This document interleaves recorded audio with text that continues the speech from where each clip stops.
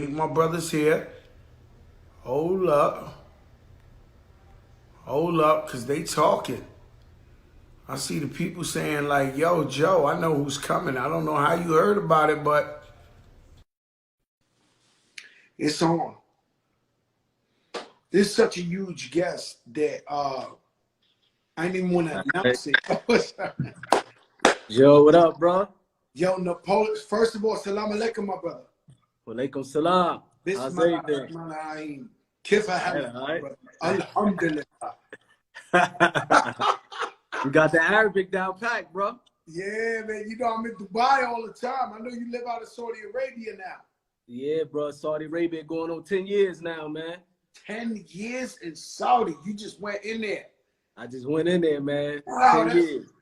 Everybody, if y'all don't know who this is Napoleon, the Outlaws, Tupac. I would say Biggie had Junior Mafia, Pac had the Outlaws. Is that correct? Correct. How'd you met? Before I go into the Pac shit I want to know, rest in peace, Tupac Shakur, ahead of his time, beyond an icon, beyond a genius, beyond a, he predicted shit like this that was going on 25 years later. But what made you move to Saudi Arabia? I'm intrigued because I always say, if I ever leave the United States, I'm moving to Dubai. What made you say, yo, I'm gonna just leave the U.S. and go to Saudi Arabia? Man, I became Muslim after accepting the religion of Islam, man. I've been coming back and forth to the Middle East, to Dubai and Saudi Arabia for years. So, it's a peaceful environment. And I wanted to raise my kids in an environment that was just different, man. So, you feel it when you go to Dubai. You know what I mean? I love it. Yeah, man. So I said, man, I got to get to Saudi. And once I came here, man, it's a lot of us out here, bro. We got homies from New York, New Jersey, Compton, Los Angeles. We got Mexicans, Puerto Ricans. It's a lot of us out here, bro. Really? I didn't know that. Yes. And do you go to like Mecca every year? Do you is that a yearly thing when everybody's at Mecca or? Yeah, the Hajj is a yearly thing. I try to go there as much as I can. I've only been to Hajj twice. I've been to Mecca for the pilgrimage for about 14, 15 times. You know what I mean? Wow, man. Beautiful thing. For those of you who don't know, it's like if you ever watched the movie Malcolm X, it's where Malcolm X, at least from what I've studied in history, is like where he really got woke. For sure. When he went out there, that's when he was able to come. For sure. Yeah, that's when Malcolm X was able to come, man. It seemed real, like he seen real brotherhood. You know what I mean? And it changed him, man. Yeah, because it's Muslims and everybody's Muslim, but there's like different sects to the religion, right? So Nation of Islam, they might be they study Muslim, but they different from what you do in Saudi Arabia, correct? Correct. You know what I mean? Nation of Islam would be more towards, geared towards black people in America. Islam, the religion as a whole, is for everybody. You know what I mean? Like I said, man, we got Mexicans out here, white Americans, Europeans, Puerto Rico, you know what I mean? They got 7 mashes on the island now. Fastest growing religion there, you know what I mean? So it's growing. You know what I mean? So on the island, the Muslim religion is growing on the island of Puerto Rico. Yeah, bro. 1980 in Puerto Rico, they didn't have 1 mosque. Now they got 7. You know what I mean? So it shows that the religion is growing. Yeah, man. And misrepresentation of Muslims is let's just say the wild pack, right? Because every Muslim I ever met was peaceful, was beautiful people. Was peaceful. Love that, man. Appreciate that, bro. That's a fact, though. Little Rashid on the check-in. So now we go. How do you meet Tupac Shakur? I met Pac from Gaddafi. Gaddafi is one of the members of the Outlaws. Pac and Gaddafi their parents grew up in the Black Panthers. They came up in a Black Panther party together. Me and Gaddafi was childhood friends. his mother knew my family. You know what I mean? So when I ran into his mom's, man, I was like 14, 15 years old, and I was on the block every day, you know what I mean, hungry, trying to get away from the neighborhood. And when I ran into his mom, after falling out of contact with her, I told her I was rapping. And she was like, my son, he's also rapping. His brother is Tupac Shakur. At this time, Pac, he was known, you know what I mean? He already put out one album, so I knew who he was. And at this particular time, Pac spent a lot of time in New York. So she was like, man, if you serious, you want to get in the music industry, go to New York, go meet Pac. I hopped on a train. You know, Newark, 30 minutes, Irvington, 30 minutes from New York, man. So I hopped on a train, went to Manhattan. And from that day, man, I just been connected with him. You know what I mean? That was like, I would say 1993. Man, that's crazy. I used to see Pac all over New York at that time. He used to be with homeboy, rest in peace, Stretch. And yeah, big Stretch. Every time Napoleon, I seen Tupac, Fat Joe, he was on some shit. I don't know how to explain it to you. Like, the first time I met Tupac, I was in Atlanta. It was something called, I think it was Jack the Rapper conference. And it was me, the Wu-Tang guys was there. And Pac, I didn't know it was Pac, but he came up with a red bandana. And he had 2 guns in his hand. And this is the first time I ever met Tupac in my life. He had 2 guns in his hand. And it's crazy. He was like, yo, what up, crack? And I was like, yo, what up? And he was like, it's me, it's Pac. So when he pulled it down, I was like, oh shit, what's up, my brother? And then, you know, I would always see him beating people up. I'm keeping it real. Like, for sure. I'm going through Harlem one day. He's in some shit. Yeah, like, one time I caught him in the club. He showed me the hammer, talking about he looking for somebody. I mean, he always stayed in some shit. And I was, every time I met Tupac Shakur, he was on some shit. Shout out Steve Lobel. Yeah, Steve Lobel. Making this happen, right? For sure. And so, so Tupac, that's how I met him. And every time, and I was telling the story last week when him and Biggie did the I Got 7 Mac 11s, about 8:38. I was on stage with them. Wow. I was with them. So I was at the show Madison Square Garden. Big Daddy Kane was headlining. And so Pac and Big came in. You know how Pac do? He walking through the crowd and he you know, he was on purpose with everything. So he probably was an original 50 Cent, Trump. Like, I mean, like, this guy knew how to stir up the pot. So he walking through the crowd, the whole crowd going crazy, juices out. Him and Biggie walking through. They see me, they like, yo, crack, come on. So I come with them. So they do the, I got 7 Mac 11s. They do that. And then when they try to pass me the mic, and you know, when Pac said, no, my niggas in the pen, here we go again, right? So they was like, yo, Joe Crack, passing me the mic. And Big Daddy Kane was like, yo, chill. It's not enough time yet. I got to finish the show. It's only 2 minutes left. So, you know, I'm salty at Kane, but I love him. He's a living legend, an icon. But, so I've been around historical events with Tupac. You and you guys, so you never knew Biggie. You never had a personal beef with Biggie. You was just holding down Pac. Definitely, man. It was that. You know what I mean? My loyalty was with Pac, man. He came and got me from the middle of the hood. You know what I mean? I was 13, 14 years old selling crack, trying to sell drugs. Pac took me from that situation. So my loyalty was with him. You know what I mean? Anybody he had beef with, I'm blindly just following that. You know what I mean? I never met Biggie personally. I never met, some of the Outlaws met him. You know what I mean? They knew him before the things went sour. So when I came around, when I first came around, they were still cool. You know what I mean? But when Pac got shot in New York, that's when everything started changing. That's when I seen that he was like, you know what? You know, that these dudes got, you know, Pac never really said Biggie had something to do with it. He was just upset that he felt Biggie knew it was going to happen and why he didn't step in it. That was Pac thing the whole time. You know what I mean? So that's very important, right? Because when you hear who shot you and all that, people try to insinuate that Biggie did that. And I wanted to ask you, did Pac really think Biggie set him up in that studio or not? You know, Pac was like, man, he felt you know, Pac is like, man, I get invited to the studio. This was his exact words. I get shot, I get robbed. And it seemed like majority of the top MCs of New York is upstairs in the studio at that time. And it felt fishy. So Pac's like, I want answers.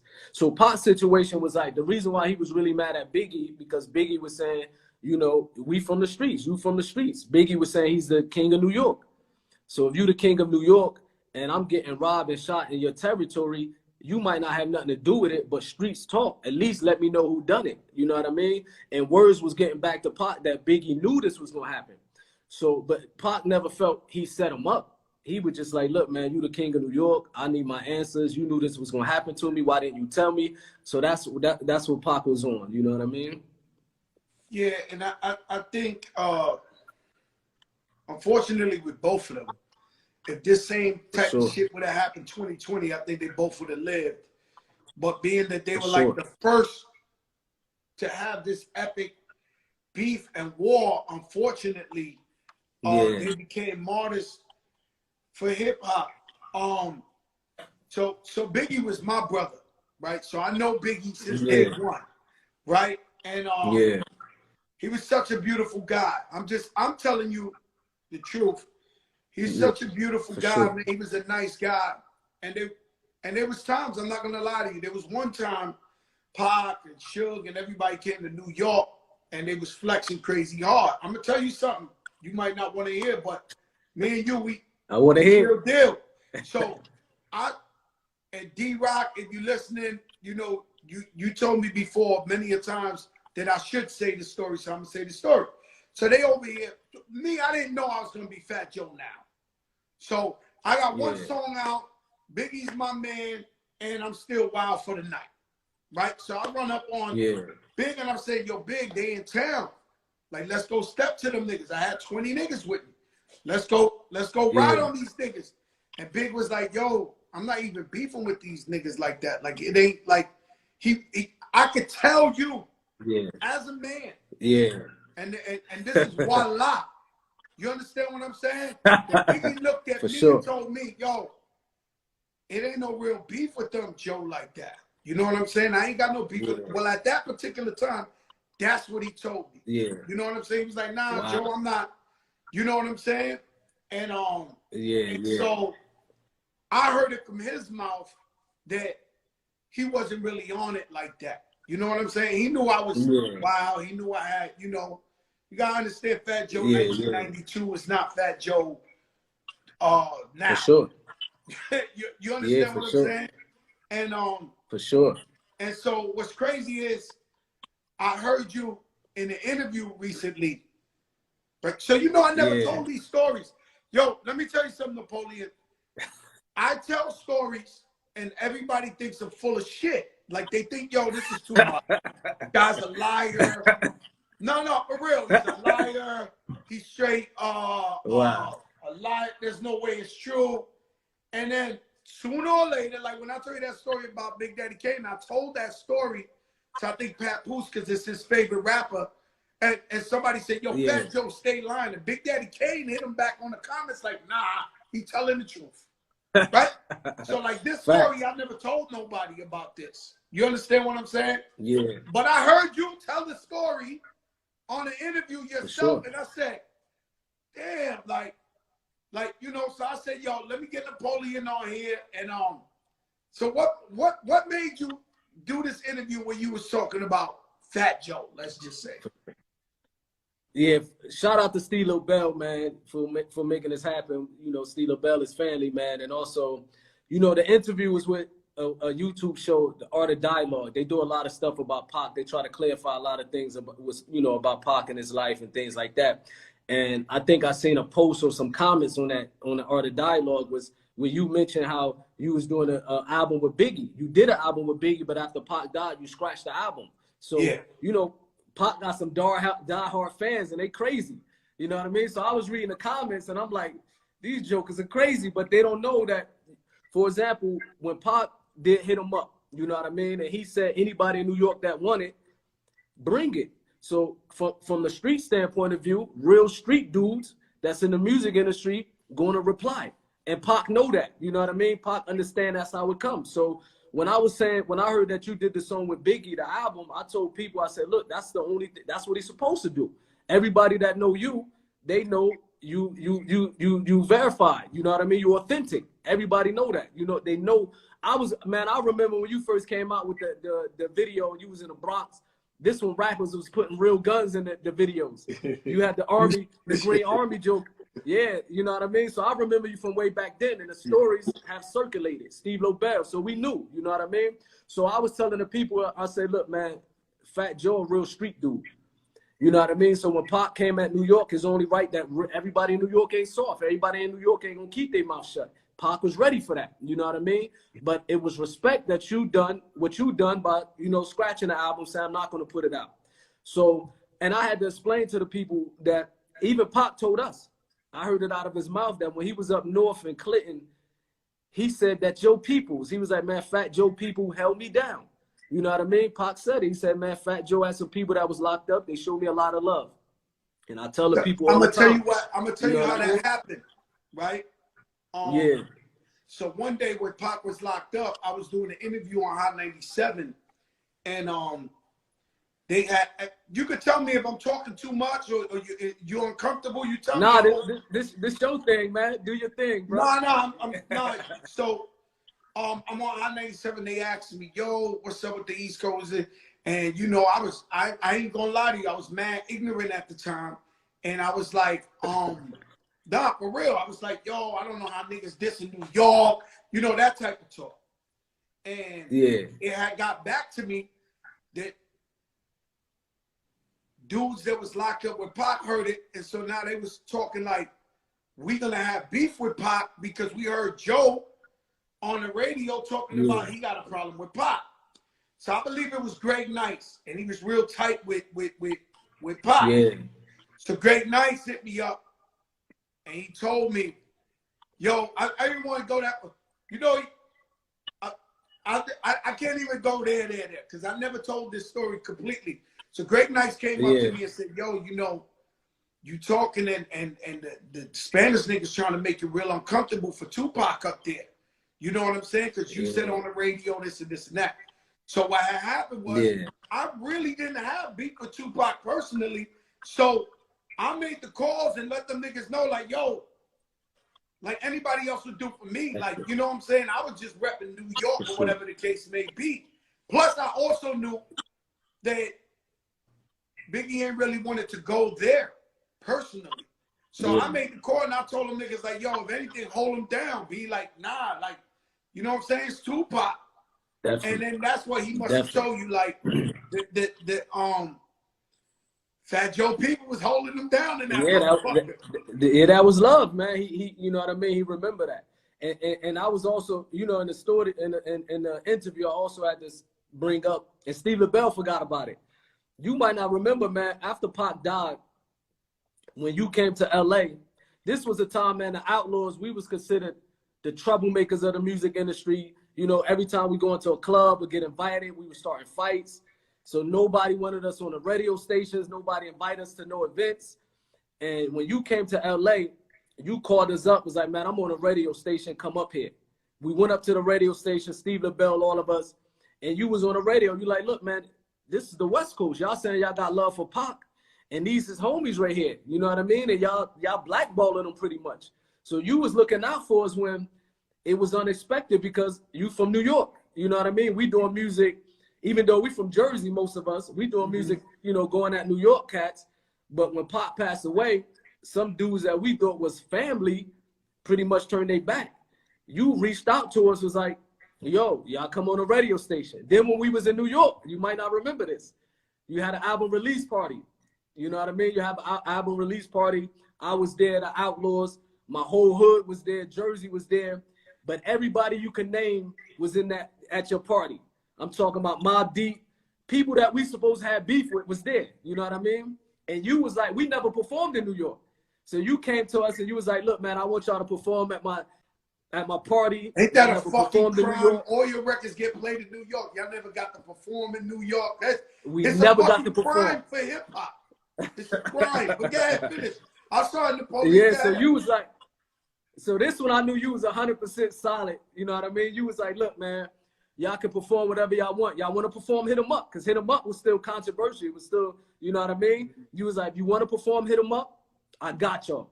This New York, y'all with me, y'all my guests. Ain't nothing gonna happen to y'all. Nothing. And you was like, you know who in the building, but I'm gonna leave that to y'all. You was like, but it's good to be mature. You know what I mean? You was like, it's good to be mature and maybe not do it, but I'm gonna let y'all make that decision. And so we huddled, you know what I mean? And we was like, you know what I mean? Maybe it ain't a good idea to try to come to New York and people's backyard, you know what I mean? We guess here and try to do that song that's gonna stir controversy. So we didn't do it. And you was like, man, y'all really did something mature. You know what I mean? So that's when I realized, like, this dude's solid. You know what I mean? And it took a dude from the East Coast, New York, who we was once going at, to show us love, to bring us back, you know what I mean? To take us on tour, to do songs, you know what I mean? To get on the radio. So that was love, man. You know what I mean? Yo, let me explain something. It's about music. It's about the culture. It's about hip hop. Sure. I was brought up by the pioneers to embrace them and love them for the culture. Just like y'all, I share a sweet spot for Little Kim and season them. So even with Little Kim, you know, I got a little, not beef, but you know, Nicki Minaj never liked me again because I was in the Breakfast Club, and they was like, when she was going at Little Kim, and I was like, yo, that's Little Kim, B. Like, I was like, you know, like, that's big. When I see her, I see Biggie. There's just no way around it. And I'm like, you know, Kim opened the door, whatever. So I always embrace them just like you, because you know what? I don't like being fake. I've never been fake, right? So there's no way I could be loving Biggie, right? And then he passed away, and I could treat Little C's or Kim less than. If he's really my brother and I know he loved them, I gotta show him love. And so, like, we over the East Coast, West Coast beef. Tupac is dead. I know he loved y'all. Hip hop love y'all. New York plays your music. I'm like, yo, fuck it. Like, let's bring out the Outlaws. Let's let them get some burn on the stage. This is hip hop. Man. And that was a monumental night, bro. Huh? That was a monumental, historical night. You know what I mean? We never forget that, bro. That was historical, bro. And I mean it when I say nothing was gonna happen to you. They all looked at me me like, we knew, bro. Bringing them out. The Puerto Ricans was deep, man. We seen it. You know what I mean? Joe bringing them out, you can forget it. Like, it's a done deal. Let's rock out. Let's party to the songs. Yeah, so we seen it, man. And you know what's crazy? Because years ago, right before I moved to Saudi Arabia, I spoke with Lil C's. You know what I mean? He squat, because I left the music industry. The Outlaws kept doing music. I came and did my own thing, started doing my business, and you know, I decided to get away from it, man. But they did a song with Lil C's.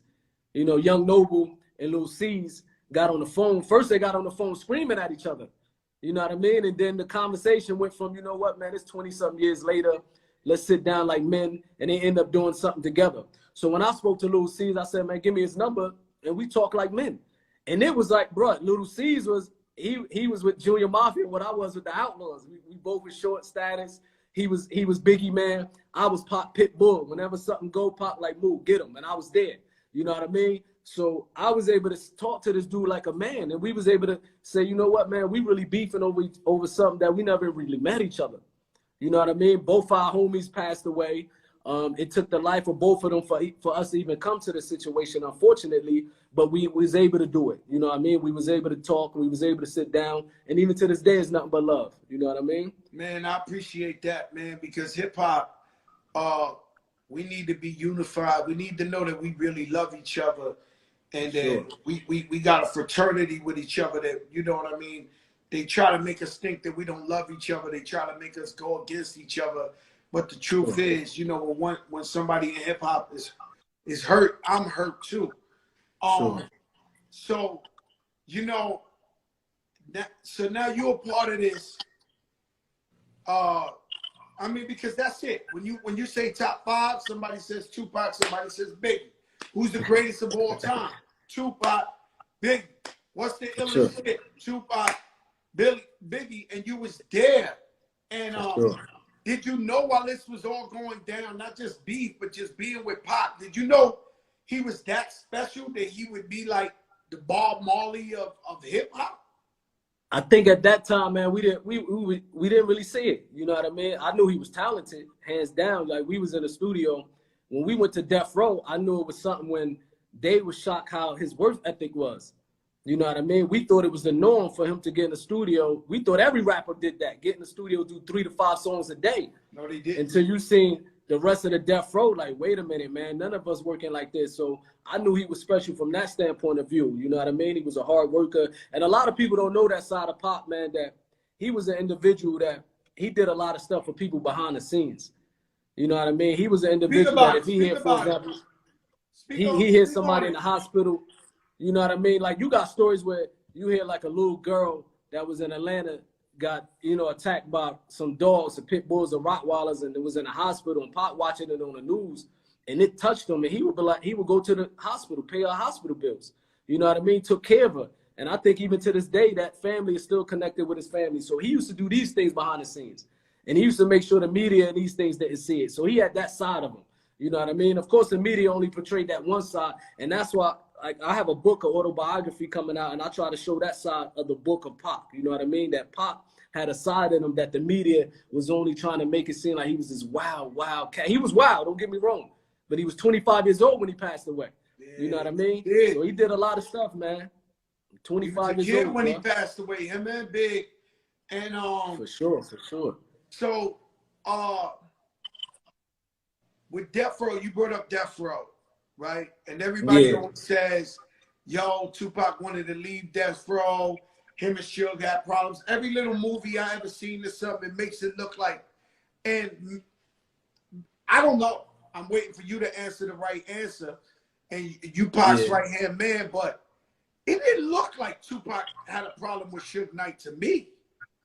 He didn't. You know what I mean? Suge and Pac, they was homies. You know what I mean? Suge looked at Pac like a little brother. I never heard Pac, you know what I mean, say he was leaving Death Row. We lived with Pac up until he passed away. Like, we lived in the same house with him. We watched his every move. We, you know what I mean? He shared intimate talks with us, everything. So if he was leaving Death Row, he would have let us know. You know what I mean? Pac, what he was trying to do, he was trying to start his own record label under Death Row. You know what I mean? That's why the Outlaws, we never signed to Death Row until after Pac died, because Pac used to say, I don't want y'all to sign to Death Row, because once I do Machiavelli record or Euthanasia Records, I forget what he was naming it, it was going to be under Death Row. So from what I seen, he wasn't, you know what I mean, leaving Death Row. You know, him and Suge had a good relationship. They was tight. You know, it was love. And it showed to me, you know, from me, you know, I think I'm a good judge of character, but it showed to me that they had like a real bond, you know, a brotherhood bond. And I know because when I took Pun under the wing and he was my little brother, and people can't tell me how I felt about Pun. Like, I love him so much. When I met him, I'm his big brother. He my little brother. And and so, like, you know, we's always gonna big each other up and blow each other up. And it's just so many misconceptions, and some people be like, you know, people crazy. So they like really be, people are crazy. You know, real, bro. You know people are crazy. Like, you done heard some shit that you done said to yourself, like, Jesus Christ, like, how they thinking of that now? Like, fact.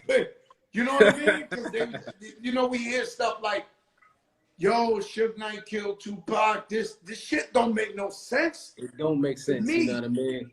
For sure, man. We hear that, but you know what I mean? The streets know what happened. On the West Coast, we knew exactly what happened. You know what I mean? Like, when Suge after Pac got shot while he was in the hospital, Suge took me and a few other Outlaws. We was in a hotel. I think we went in the kitchen or somewhere on another level. He lifted up his shirt, man. He had a bullet in his chest. Bullet skinned his head. You know what I mean? There's no way that if you want to kill your man, you can't. If you want to kill your man, you ain't gonna say spray the car out. You know, Suge half the car. He's taking up half the car. You know, so he ain't gonna tell nobody to spray the car out. You know what I mean? And then his boys, you know what I mean? They shot back. A lot of people don't know that. That some of the people from the entourage, the entourage from Suge, you know what I mean? And in some police reports where they say, you know, they shot back. Buntry and them shot back. You know what I mean? So you ain't gonna tell a man shoot up the car and then tell your homie and make sure you shoot back at the car. You know what I mean? A lot of stuff don't make no sense. But it's these conspiracy theorists, man. They make up. You know what I mean? They run with it. This is very delicate, but this is what we call a joker moment. This is a joker moment. This is nothing we never heard before. This is a joker moment. I know it's sensitive. I know it's sensitive. For sure. So Suge got shot in the head, stomach. His people shot back. So we could erase that rumor, right? For sure, definitely. And definitely. I'm not gonna go there, right? Because that's a different that's a whole different thing. So when you see these movies of who killed Biggie, who killed Tupac, are they even accurate or a little bit accurate when you watch it? Do you say like, yo, that's how it went down? Or you like, yo, this is some bullshit? Man, definitely, I would say 90% of that joint, you know what I mean? These documentary, it's inaccurate, you know what I mean? You know the movie LT, my man, let me shout out LT because I see him, he's on here too, man. LT is the one that did the Pop movie. And when I first seen the Pop movie, and I told LT, because I spoke to LT maybe 2-3 months ago, and I told him I'm gonna go check it out again. You know what I mean? Because I was telling him I wasn't really feeling the movie. I said, but I'll go check it out because when I walked in the movie theater to watch it, I already was biased. Like, you know what? It's gonna be whack. I ain't really feeling it. So I told LT I'm gonna go check it out again, and he explained to me where he got the stories from and things to do it. But from what I seen, majority of them joints is inaccurate. You know what I mean? Majority of them joints is inaccurate. The movie, like LT told me, he tried to show another side of Pop. You know what I mean? There were some things in the movie I didn't agree with that I told LT. You know what I mean? Like he had scenes where it was like Suge was punking Pop. I said, that ain't never happened. You know what I mean? Like, you know what I mean? Like Suge ain't never talked down on Pop and things like that. Their relationship was good, but Pop ain't having that anyway. This is the type of so shit it was they some be stuff. So it must You know have, what I mean? it must have been, I mean, hey, Suge Knight in jail. He was a bad guy. But it must have been hard being him, hearing all these kind of rumors and all this fuck shit going on with, and movies that was inaccurate when he knew that him and Pac was brothers. I want to ask you a question. Not so direct, but do you think Pac was killed by a gang member or by something other than a gang member? You know, from what we know, it seems you like in Saudi it was in the hands of Arabia. a gang I can't member. talk shit like that. You in Saudi, you good. You in Saudi. I'm asking you. I'm good. I'm asking you. I'm back in LA every summer though. I know. I'm saying. So all right. So I'm saying I'm not specifically saying. I'm saying, do you believe he was killed by a gang member or another force of energy? I mean, I'm trying. You know, I get you. I definitely, you know, from what we know, it was definitely a gang member. You know what I mean? The involvement, but ain't no telling who be behind the scenes and who working with who. You know what I mean? Like Malcolm X. You know who killed Malcolm X, but then they start saying some other things behind it. You know what I mean? And it's so crazy. We don't know. You so Muslim, you move out to the Holy Land, Saudi Arabia, and now they got a new documentary that's saying the Muslims from Newark killed Malcolm X. No, I seen it. You know what I mean? I seen it. You know what I mean? What you thought about crazy, that, man. Malcolm X? Who killed? But anyway, I think you know what I mean. This another Joker moment. Napoleon Pac's right-hand man said he believes it to be another gang member, him and everybody in LA. I didn't know that. People always telling me that because he spoke so much consciousness, they think them boys did that. Like, so you never know if them boys probably knew it was gonna happen. They probably made it easier to happen. You know what I mean? But sure, they watch, you know, they watch shit like that happen all the time. Yeah, they let it happen, man. They've been having phone taps. You know what I mean? They've been following Death Row. They've been had the phone taps. So I'm sure they knew what was gonna happen. You know what I mean? And they probably could have stopped it if they wanted to. The other day, I listened to Changes by Pac and all this shit. It's a pandemic. We ain't never have like 100 years. This shit ain't happened. And then everything that's going on, they killed George Floyd and Aubrey. And, it's a real emotional time. And then the Changes came on and I listened and, I felt like my eyes got watery because, I like Pac for the gangster records, but that one really, really hit me when I heard it because it felt like he was a prophet, like he was talking about times like now. It was ahead of his time, you know what I mean? His music was, you know what I mean? He spoke about these things that it wasn't cool for rappers. Like Pac had that street image, and it wasn't cool for rappers to talk about these things back then, you know what I mean? But that was more Pac roots. You know what I mean? His roots and his origin that came from the Black Panther was really doing these conscious raps. You know what I mean? That's where he came from. That's why even Changes is before he even went to Death Row. They just put it out later. You know what I mean? But if people look at Pac history, he started off with that type of music. His music started changing. And he said it himself when he got shot. You know what I mean? The lady said that he raped her. He started feeling anger. And that's when he started doing these fouls and blacking out. But his music was always conscious, always trying to uplift the people, always trying to have a positive message in it. You know what I mean? To the best of his ability. Yeah, I never believed Pac raped her. I'm keeping it a buck. I don't want ladies to get mad at me, to Me Too, whatever. I don't know. I never believed that. The evidence was there. The evidence was there, man. He definitely didn't do that. You know what I mean? So you think they took it out on him? Like everything else he was doing? Like OJ. OJ they might want did this shit. OJ might listen. Chances are OJ did that shit. I'm keeping it a buck, right? You just gave me a joke. I gave you a joker moment. Listen, OJ, right? But listen, so he wins the most historical case. He's supposed to move to Saudi Arabia, Africa, even the Bahamas, man. Like, he should have got out. You can't be flirting with the white people. Like OJ was walking in white restaurants after that and acting like he's OJ. And he's doing the most.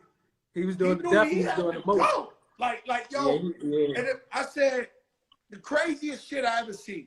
First of all, OJ wound up going to jail for something he didn't do. Right? So let me get to the OJ, right?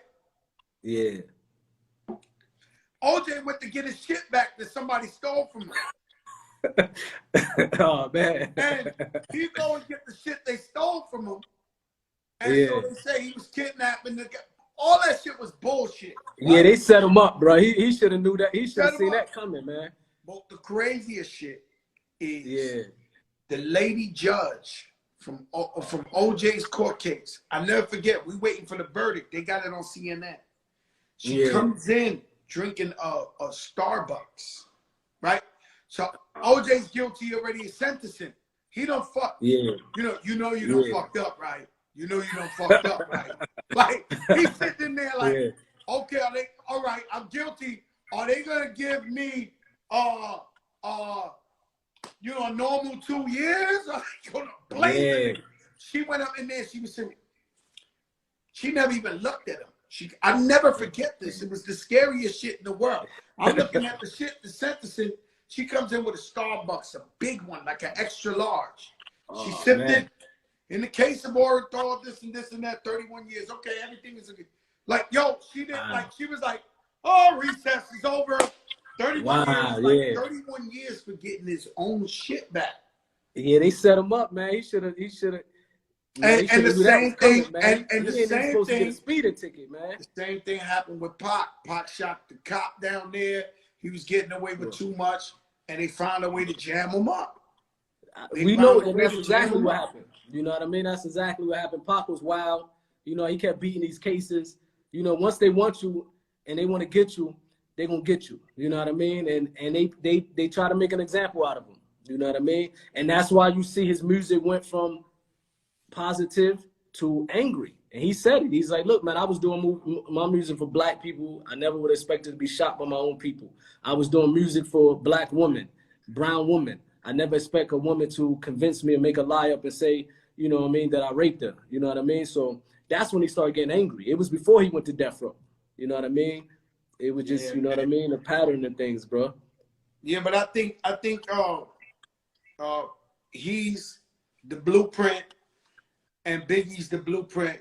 Tell you why. Biggie was an underground rapper, and Puff. If you would have let Biggie go, Biggie would have been an underground rapper.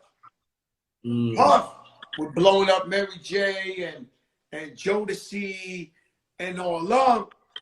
He got the beats and made him rap to Juicy, made him rap, you know what I mean? And then it turned into Big Papa, right? And then the same shit with Pop. I don't think people really take consciousness straight on, right? So like if you preachy, that's for some people, but the knuckleheads won't take that. It's like when you do preachy, you preaching to the converted. You know what I'm saying? You speaking to the converted. But Pop had a way of doing gangster music, but then he had consciousness where it hit you more.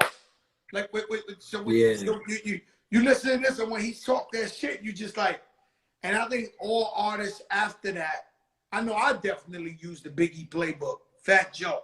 So it's like all artists after that, you know, learned from them, and that became the DNA of they both consciousness. Where you can have 2 or 3 songs, fucking police, this, that, and then throw, how do you want it? Like, you know what I mean? So it wasn't just like, you know what I mean?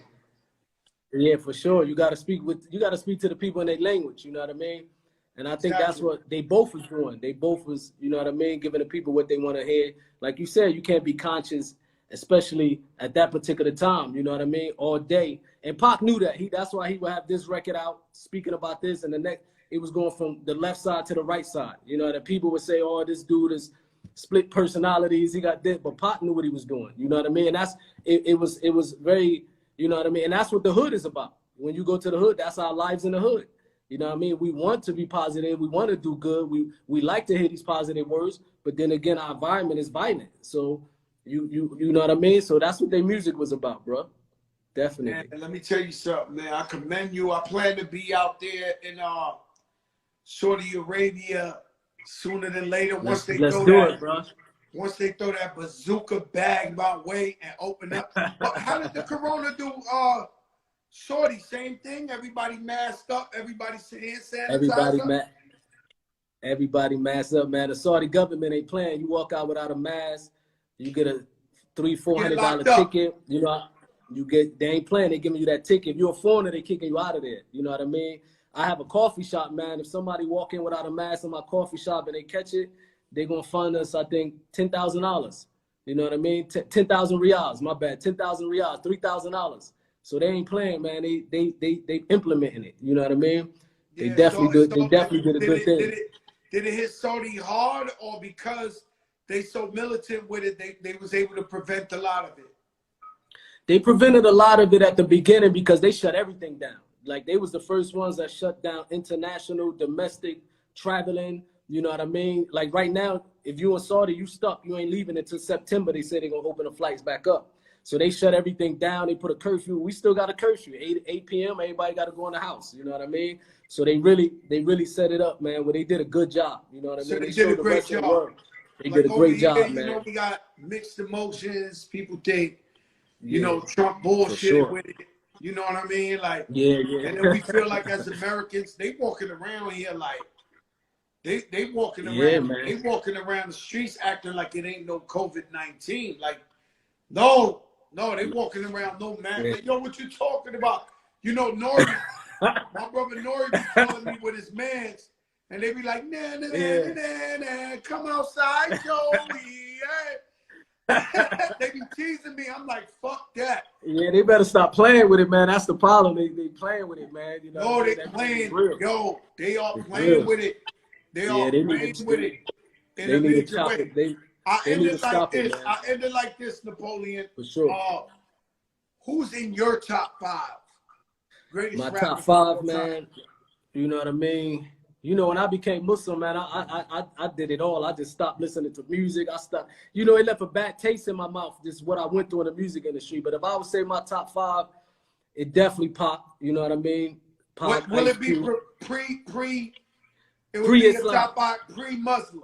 Yeah, pre-Muslim. So I don't confuse the people that say, man, Yeah, don't Pop, confuse the sorry, people. talking Damn about right. praying is a lot. Definitely would be, you know, Pop, Scarface, Ice Cube, Big Pun. You know what I mean? Big Pun was one of them. Definitely Big Pun. You know what I mean? Nas. You know what I mean? But I have to go. I would have to throw you up in there, man. I would need a top 10. Hey, you know listen, what I mean? man. Like Don't I worry said, about I me, saw you. man. I'm a I journalist saw you now, come from. man. I saw you come from the gutter. You know what I mean? My mother Puerto Rican. I think I told you that, right? No, I never knew that. My mother's Puerto Rican, man. But I was raised with my black side because my parents got killed in front of me when I was 3 years old. So I didn't really know my Puerto Rican side. So when you came out and Big Pun came out, that was letting me know, like, this is also my culture. So I was listening to these lyrics, and I was paying attention. It wasn't no Puerto Rican rappers back then. You know what I mean? You said these So motherfuckers coming, they bringing that motherfucking noise. These two big fat niggas. Yeah, like, yeah, like, yeah. You know what You I know, mean? Khaled told me, shout out to Khaled, salam alaikum. Khaled told me, he said, yo, Joe, man, he said, Fat Joe is Fat Joe. Yeah, He said, but when Fat Joe and Big Pun used to walk in the building, he said, yo, Joe, I was there, Joe. I used to watch. He was like, yo, it was unreal. Y'all energy with y'all. Nah, it was epic, bro. It was epic. Man. Let me tell you something. I have to get, because of the beef with Pac, I couldn't listen. I never listened to a Biggie album in my life. You know what I mean? Because of the beef with Pac, that's how ignorant I was with it. Like, man, I'm never listening to a Biggie. I can never listen to a Jay-Z.